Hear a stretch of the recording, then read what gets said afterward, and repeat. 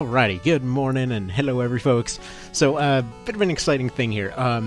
I thought crystal clear, when we first covered it just a couple months ago here, I thought it was already done and over with. I thought it was just, out there, they finished with everything, not touching it anymore. I actually thought the people that had made it had gone and retired or something. Lo and behold, I see a notification from the other day that they put out another update. And in fact, it's something that I've wanted to see in a mod for a really, really long time. So they added a whole bunch of stuff. But, look at this right here. You hold down select, you select new game, and there's a Nuzlocke mode. Now, this is something that, so Nuzlocke's, for anyone unfamiliar, basically, it'll explain it for you, but basically this is a mode that a lot of folks like to play the Pokemon games with. It's kind of like a permadeath, roguelike kind of, rule set. So, basically you have the option to start off with this, and they actually do a really good job of setting this up, too. So, they give you the full rundown of the run, if you don't know what that is.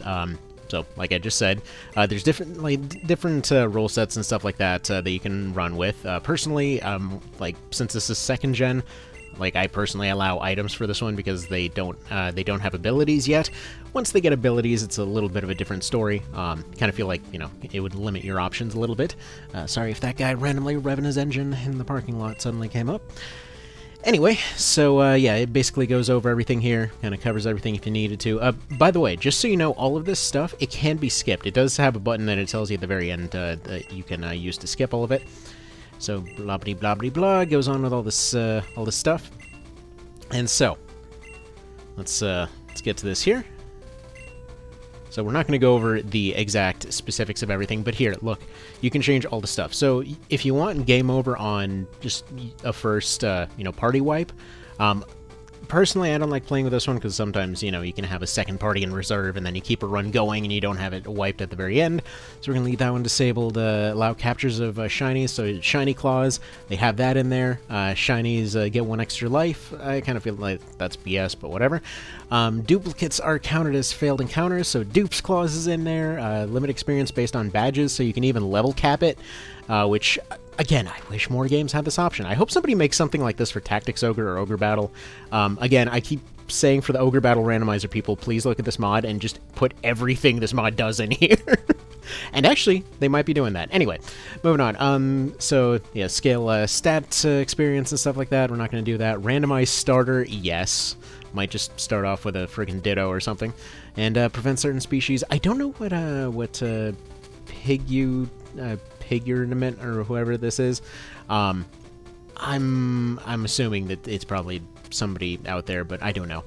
You can prevent items, you can prevent held items, you can turn off the EXP share, you can prevent running away, you can prevent asking to switch, that's a yes, and you can disallow use of fly, which kind of just seems mean, but whatever.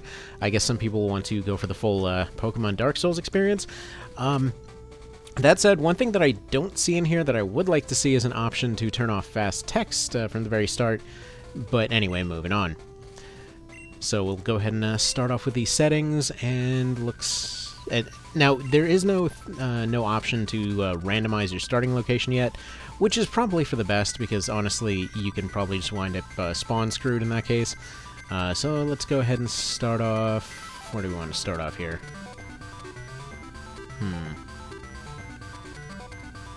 I forget if, is it B that goes to this one? Yeah, okay, we can, where do we want to start? Let's go ahead and start off in Pewter City, I guess, for no particular reason.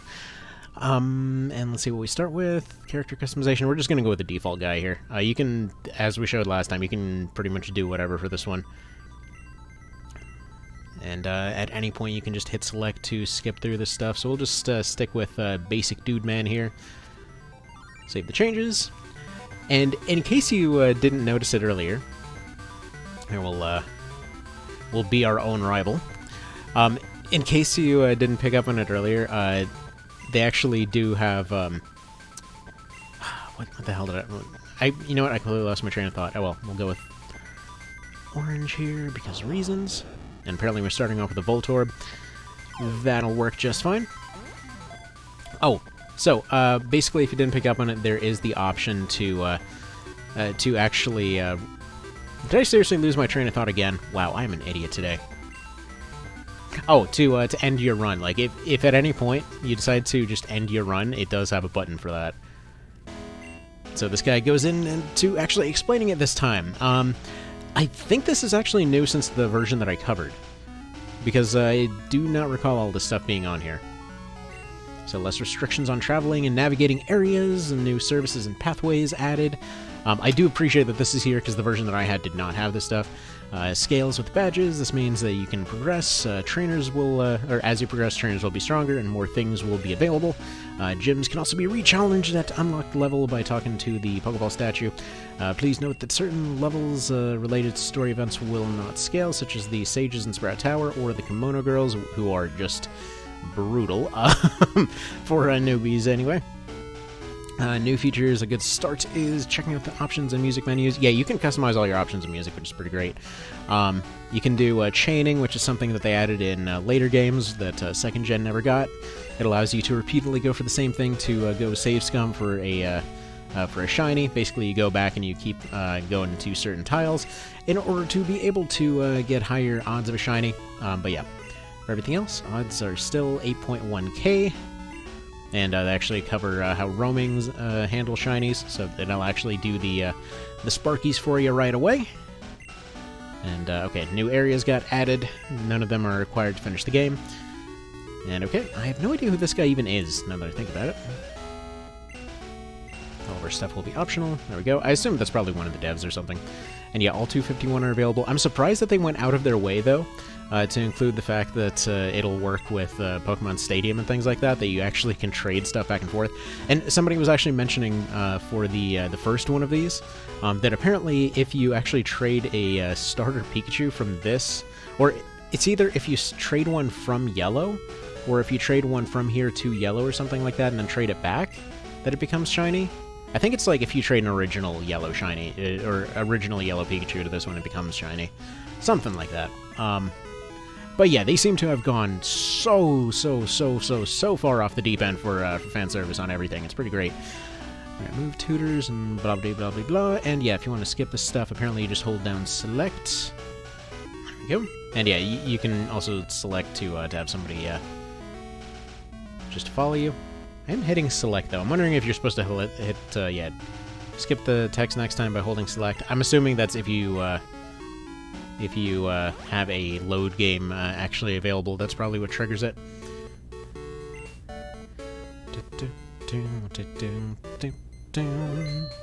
And as per usual, you have a starting home in every town, or you can have one in any town. So we'll just call this Ball. Heart balls. Anyway. Alright. Start off with Flash and Headbutt. So one of the things I saw in the patch notes for this one is they added more options to get away with stuff if you don't have particular HMs or stuff like that. So for example, with Headbutt, some of the starters will start with it, but at the same time, you can actually ride a bike into stuff instead of Headbutt. So that's pretty handy there as well. Not sure how that works. What's your deal? Shake. Okay, apparently he's just teaching him to shake. Fantastic. Alrighty, and I mean, the rest of that is 2nd Gen, plus you got a whole bunch of new stuff. And as we covered last time, you have options to pretty much customize everything. Ask for Switch? No, I thought we already forced that. No. Battle animations on. Yeah, this is all standard stuff here. I think text speed, you can just turn off text entirely, like it says here. Always run. There's a run option. Frames are as they always have been. I really like this one. Let's see. Ooh. There's quick nurses apparently now. Encounters, either fancy or fast. Continues are apparently quick. I'm not sure what that does exactly. Darkest text. I always set this to darkest, even though I had no idea what the hell that did.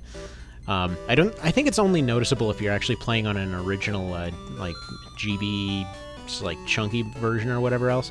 Which, funny note, apparently a lot of this stuff is intended to be compatible if you were to put it on a game cart for some reason.